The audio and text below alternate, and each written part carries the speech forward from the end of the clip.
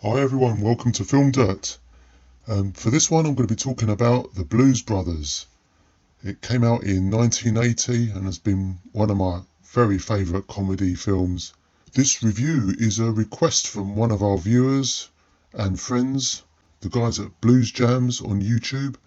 I'll post a link to their channel in the description below. Go and check them out if you love the blues or live music in general. So, I remember going to see this with my parents when I was a child, but I don't think I was too young because its UK certificate is 15, and I don't know what age I was. I don't think I was 15. I don't think there's that many adult jokes that children wouldn't understand, but I just thought it was hilarious. One of my very favourite films. I think Dan Aykroyd is awesome in this. He's got some dance moves, and you can see that in a lot of the various set pieces. And John Belushi is awesome. I know this film came out of Saturday Night Live. Being from the UK, raised in Scotland when I was a child, I'm not too familiar with Saturday Night Live. I believe it's a comedy sketch show, and it sounds similar to our Ant and Dec Saturday Night Takeaway, probably. And this is awesome, and it's good that they can actually take characters from an earlier show and actually make a feature-length movie out of them. And this loosely covers raising money to save, I think it's a Catholic home or an orphanage, I think.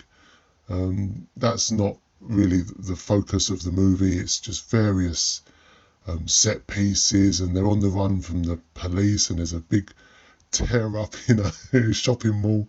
Oh, it's absolutely hilarious. If you've not seen it, it's a lovely time capsule of a movie. You can introduce it to your older children, maybe. I watched it with my parents, like I said. I don't think I was too young, and I watched it recently with my older children, and everyone loved it. It's like I said, it's a time capsule, and released in 1980. You've got very young Dan Aykroyd in it, and Carrie Fisher as well. And sadly, John Belushi passed away. I don't want to cover the backstory of drugs, and I think I've read a lot of accounts from people that worked in the industry in the 80s that it was prevalent at the time. It wasn't exactly the swinging 60s, but everyone was a bit freer then. I'm not a drug taker, so I'm not advocating drugs, and it was just one of those things, isn't it? You can just enjoy the movie for what it is, and appreciate the performances and the singing.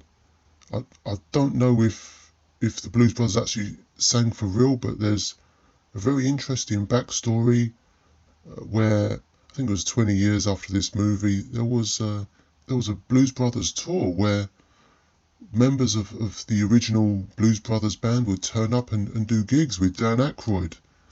And they did subsequently with the release of the sequel as well, where John Goodman would perform and with Jim Belushi, obviously the brother of John. I mean, it's the backstory is almost as interesting as the actual movie, and I love this movie. It kind of got me into blues. When I was growing up, I was into rock music and garage, and I love blues.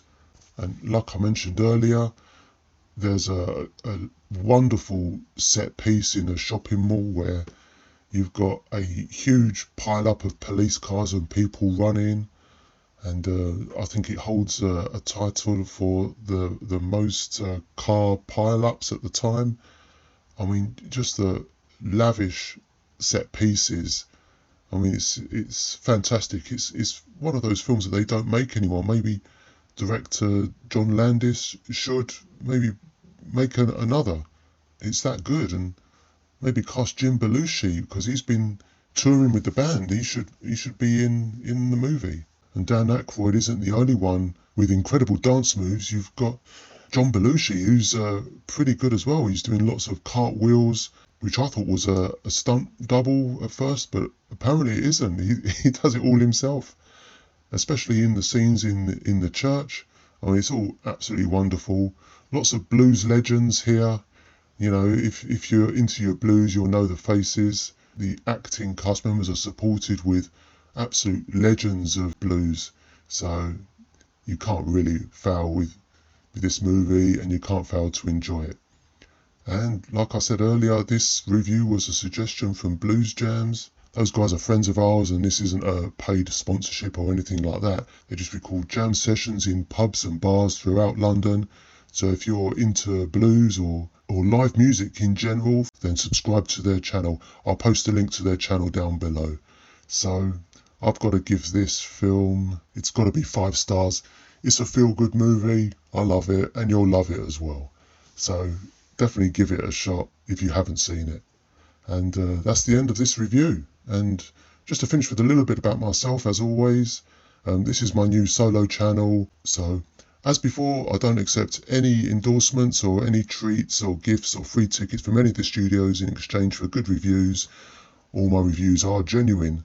And I'll be posting more reviews from new movies now that we're allowed back into the cinemas after lockdown. So stay tuned, like and subscribe and all that jazz, and I'll speak to you again soon. Thanks a lot for joining me. Take care. All the best.